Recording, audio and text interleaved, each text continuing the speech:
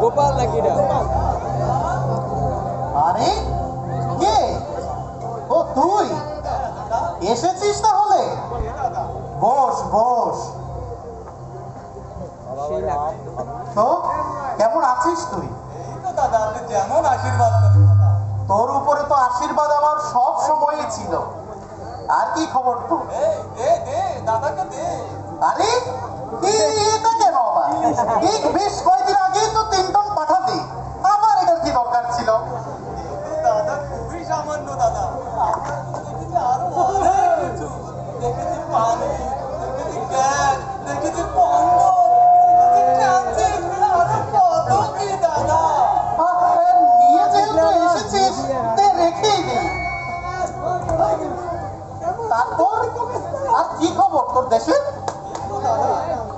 দাদাকেও তো জবর করেই ছেড়েছে। আরে রাখ রাখ, বহুদিন পর এসেছিস, কিছু খানাপিনা তো করতেই হয়।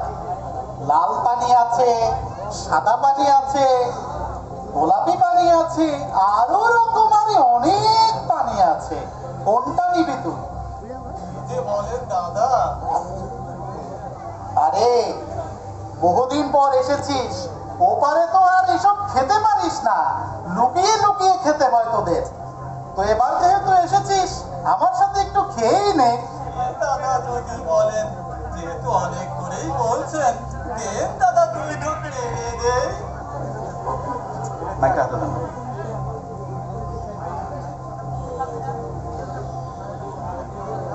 এই নে। গাইবি খা দাদা একটু টুন্নুস পারি দাদা।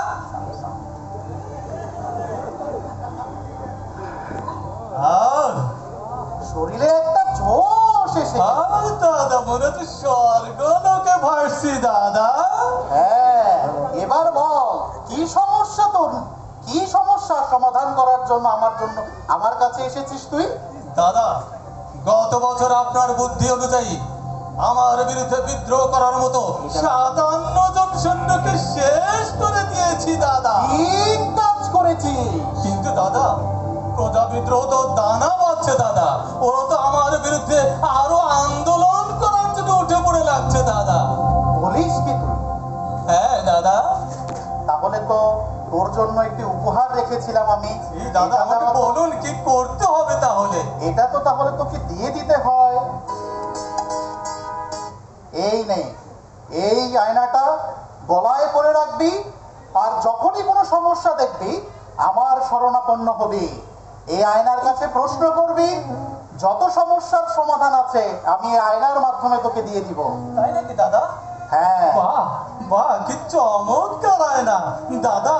এটার মাধ্যমে কি আমি সব সমস্যার সমাধান পেয়ে যাব? হ্যাঁ, সব সমস্যার সমাধান তুই এই আয়নার মাধ্যমেই পাবি। বাহ বাহ দাদা, তাহলে তো আপনাকে ধন্যবাদ জানাতেই হয় দাদা। দাদা তাহলে এবার আসি দাদা। যা আয়। তাদের যদি একটু আশীর্বাদ দিতেন দাদা। দিলাম আশীর্বাদ করে। যা, এবার চলে যা। আসি দাদা। Lights off.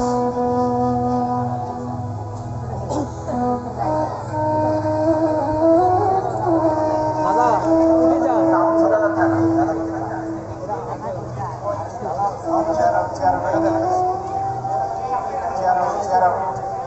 একটা চেয়ার দেন।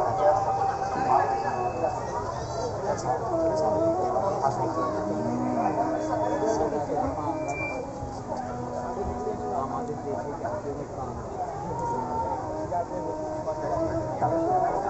জাতীয়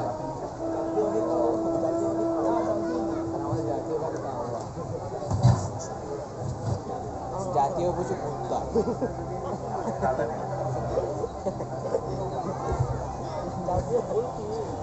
জাতীয় ফুল হচ্ছে না কাশফুল। লাইট হবে।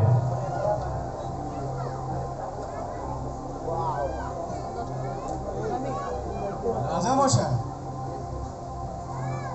দেশে যেভাবে লুটপাট চলছে আর ক্ষমতা টিকিয়ে রাখার জন্য যেভাবে জুলুম অত্যাচার হচ্ছে, তাতে তো প্রজা বিদ্রোহ দেখা দেবে।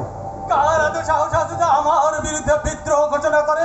তাদেরকে আমি অস্তিত্বহীন করে দিব মন্ত্রী। রাজামশাই, রাজামশাই, রাজ্যের সকল পূজা এক হয়ে গেছে। তারা আমাদের দিকে ধেয়ে আসছে, তারা আমাদের বিরুদ্ধে বিদ্রোহ ঘোষণা করছে। এইবার আপনাকে গদি থেকে নামিয়েই ছাড়বে। এত বিচলিত হচ্ছে কেন মন্ত্রী? আমার হচ্ছে দাদার শক্তি। ওরা আমাদের কিছুই করতে পারবে না। রাজামশাই, দাদার শক্তি তো পরের কথা, আগে আমাদের রক্ষা কবচ আমাদের নিজেদেরই ব্যবস্থা করতে হবে। তবে রাজামশাই, আমার মাথায় একটা বুদ্ধি আছে, সেই বুদ্ধিটা যদি প্রয়োগ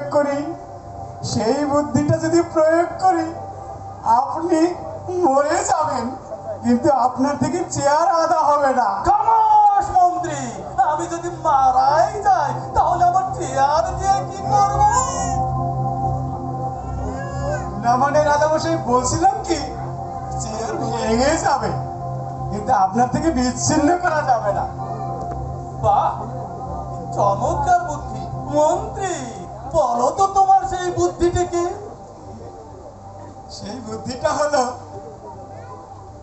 আপনাকে যদি চেয়ারে বসিয়ে 3 কেজি সুপার গ্লু আপনার পাশার মধ্যে আটকিয়ে দেওয়া যায়, তাহলে এই বিশ্ব ভূখণ্ডে কার সাধ্য আছে আপনাকে চেয়ার থেকে বিচ্ছিন্ন করে? আর চেয়ার নিতে না পারলে রাজাও হতে পারবে না। মন্ত্রী, দেখেছো কি বুদ্ধি? কিন্তু মন্ত্রী, যদি 1, 2 আসে তাহলে কি করব? সেই ব্যবস্থাও আছে, প্রয়োজন হলে আমরা চেয়ারের নিচে খাল কেটে দেব। বাবা, কি চমৎকার বুদ্ধি মন্ত্রী। তাহলে তুমি এখনই তোমার কাজটি সম্পাদন করো মন্ত্রী। যাব না। এই, কে কোথায় আসিস? শিগগিরই 3 কেজি সুপার গুলো নিয়ে আয়, রাজার পাশাটা এখন স্যার সাথে আটকে দিই।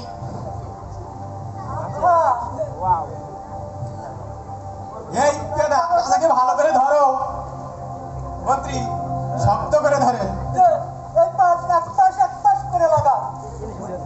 মন্ত্রী, ভালো করে সুপারগুলো লাগাও যেন আমার পাছা থেকে চেয়ার কেউ কেড়ে নিতে না পারে মন্ত্রী। ঠিক মতো লেগেছে তো? নাও। এবারে আমাদের কে দেখে? তাই তো মন্ত্রী।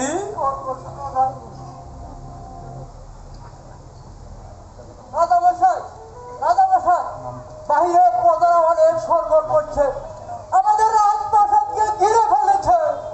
কি বলো মন্ত্রী? তাহলে তো আমাদের জন্য ফসনি সংকেত মন্ত্রী। এখন আমরা কি করতে পারি? বুদ্ধি দাও। কেন রাজামশাই, দাদা আপনাকে একটা আয়না দিয়েছিল। ওহো, তাই তো। তাহলে তো আমি আয়নার মাধ্যমে দাদার কাছ থেকে বুদ্ধি নিতে পারি। দেখি তো। দাদা, দাদা, দাদা, দাদা, দাদা, প্রজা বিদ্রোহ তো ক্রমান্বয়ে বেড়েই চলেছে। ওরা তো আমার প্রাসাদ ঘিরে ফেলেছে দাদা। এখন আমি কি করব দাদা? যারা প্রাসাদ ঘেরাও করতে যাচ্ছে তাদের আটক করে জেলখানার প্রকোষ্ঠে আটকে দাও। ঠিক আছে দাদা। সেনাপতি, সেনাপতি, কোথায় গেল সেনাপতি? জাহাপনা, সেনাপতি যাও। এই মুহূর্তে তুমি আমার বিরুদ্ধে যে সব প্রজা বিদ্রোহ ঘোষণা করেছে, আমার রাজপ্রাসাদকে ঘিরে ফেলেছে, তাদেরকে একে একে ধরে জেলখানার প্রকোষ্ঠে আটকিয়ে রাখো। জয় হুকুম জাহাপনা।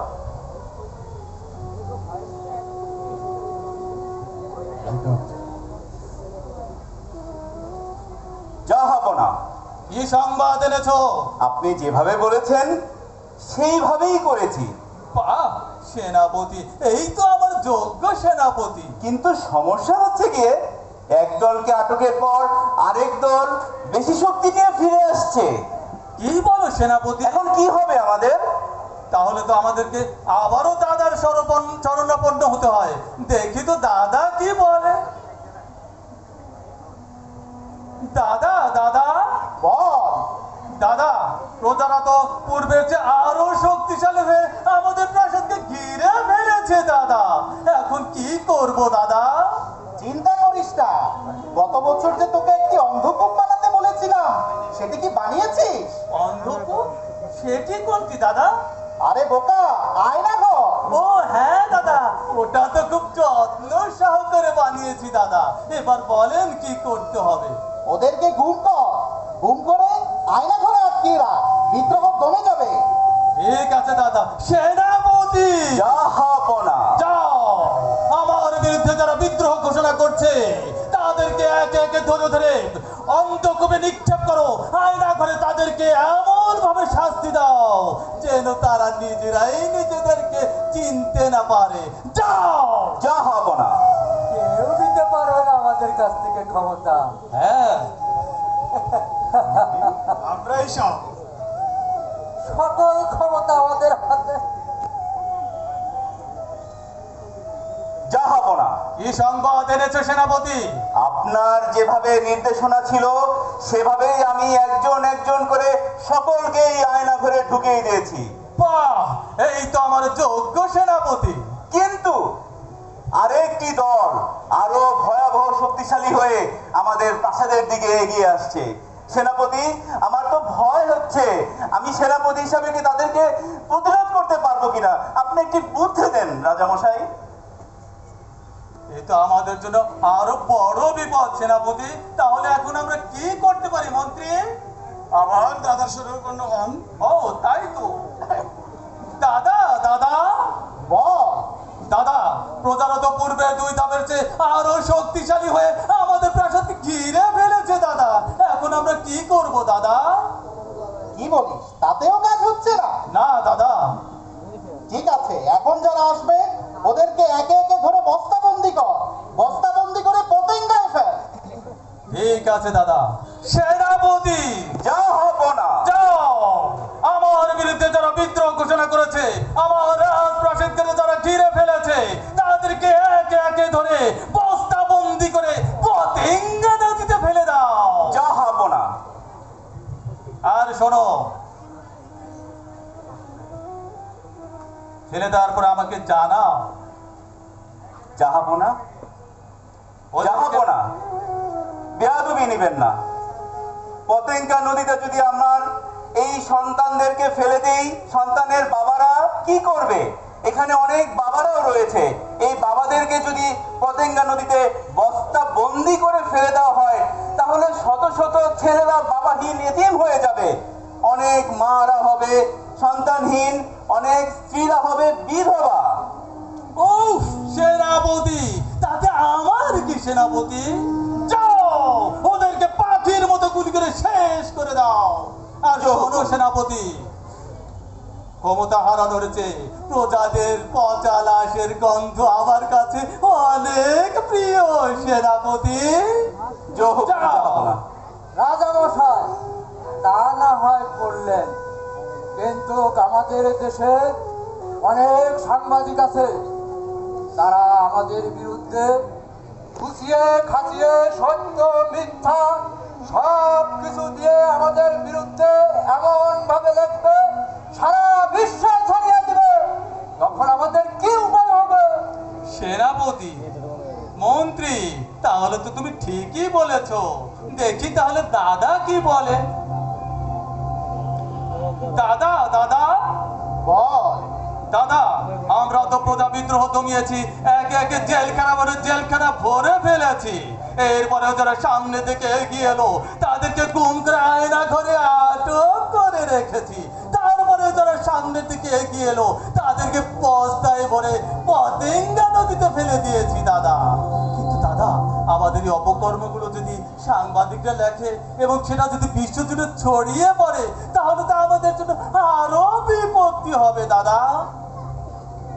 এই মুহূর্তে আমরা কি করবো দাদা? ও সাংবাদিক, হ্যাঁ দাদা। ওদের হাত বেঁধে রাখ, আর যাদের হাত বেঁধে রাখা সম্ভব হবে না তাদেরকে কেল্লা ফতে করে দে। ঠিক আছে দাদা। সেনাপতি, কোথায় গেলে সেনাপতি? জাহাপনা। সেনাপতি, আমার বিরুদ্ধে যেসব সাংবাদিক কলম ধরবে তাদেরকে হাত কেটে দাও। জি জাহাপনা। আমার বিরুদ্ধে যেসব সাংবাদিক কথা বলবে তাদেরকে জিভ কেটে দাও। যথাজ্ঞা। আর যেসব সাংবাদিক আমার বিরুদ্ধে গুপ্তচর বৃত্তি করবে তাদেরকে চোখ উপড়ে ফেলো। জাহাপনা। সেনাপতি, জি। এরপরেও যেসব সাংবাদিক আমাদের বিরুদ্ধে লেগে থাকবে তাদেরকে কেল্লা ফতে করে দাও। যাও। জয় হুকুম জাহাপনা।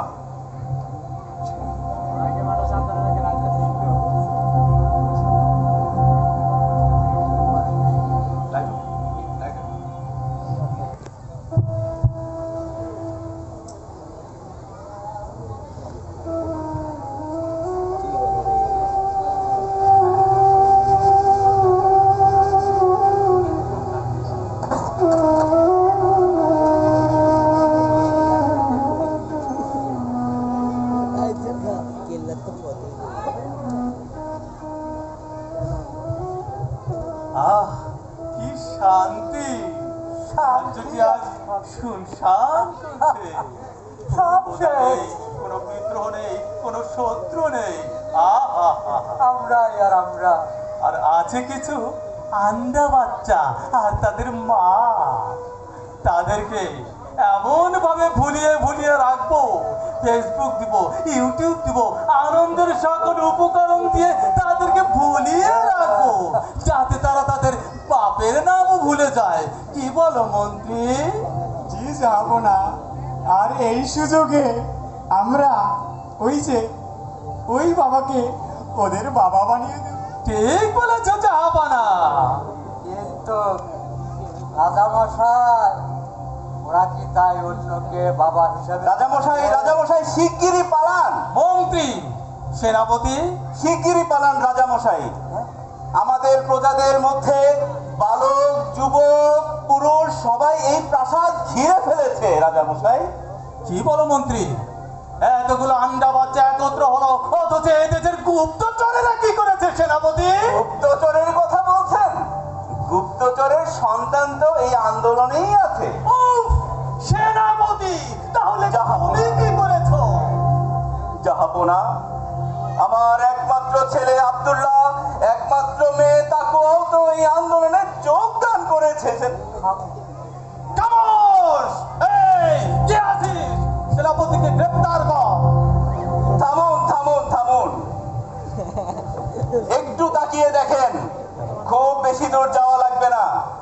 এই যে দেখেন তাকিয়ে, হাজার হাজার জনসমুদ্র, তারা ধেয়ে আসছে প্রাসাদের দিকে।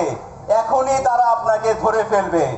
আর আপনি যদি আমাকে গ্রেফতার করতে চান তাহলে আপনি আমাকে কিছুই করতে পারবেন না, কারণ এখানে যে সেনা সদস্যরা রয়েছে তারা আপনাকে গ্রেফতার করে ফেলবে। উফ, সেনাপতি, তাহলে এখন কি করবো? মন্ত্রী, তাহলে এখন কি করা যায়? রাজামশাই, আমাদের পালানো ছাড়া আর কোনো উপায় নাই। এই, কে আছিস? যা, ডাক্তার ডাক। আবার ডাক্তার কেন রাজামশাই? ওরে হতচ্ছাড়া, আমার বাসাটা তো সুপারগুলো দিয়ে আটকানো। আমি এখন কি করে পালাবো? কে আছিস? ডাক্তার নিয়ে আয়। রাজামশাই, আমি আবারও আসলাম। 16 বছর অনেক জুলুম নির্যাতন করেছেন। আপনার হাতে পালানোর জন্য সময় আছে আর 45 মিনিট। 45 মিনিটের মধ্যে আপনি যদি ত্যাগ না করেন তাহলে এই প্রাসাদের দায়িত্ব আমরা নিতে পারবো না। ডাক্তার, শিগগিরই আমাকে এই চেয়ার থেকে পাছা আলাদা করো, আমাকে এখন পালাতে হবে।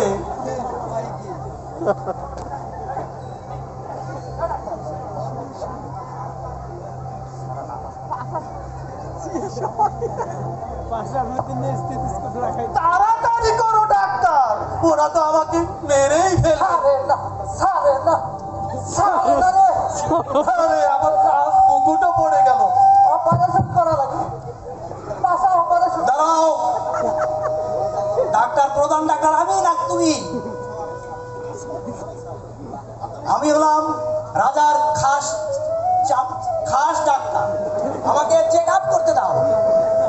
দীর্ঘ 18 বছরের জঞ্জাল সহজে উঠবে না, দীর্ঘ 18 বছরের আঠা সহজে ছুটবে না। একটু দেখতে হবে কোথায় কোথায় আঠা লেগেছে। ডাক্তার, তোমার দিদি কথা ছাড়ো, ওরা আমাকে মেরে ফেলবে। যাবো না, চেপবেন না, আপনার মাথায় সমস্যা হবে। 18 বছর কত কিছু খেয়েছেন, যাবো না। এখন একটু একটু একটু ধৈর্য ধারণ করেন, দেখছি। ডাক্তার, তাড়াতাড়ি সারান, টাকা পয়সা শেষ হয়ে যাবে।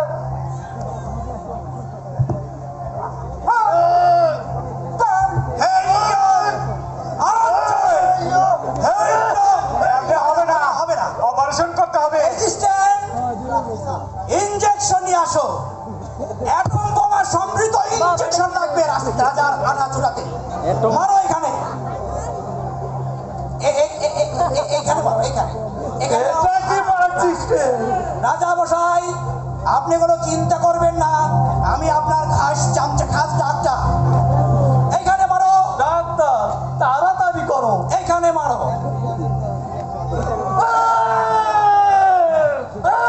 আস্তে আস্তে, হবে না, অস্ত্রোপচার করতে হবে।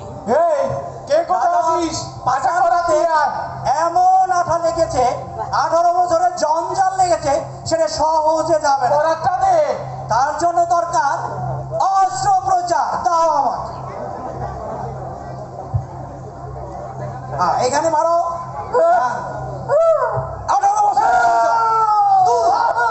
18 বছরের জঞ্জাল। দূর হ।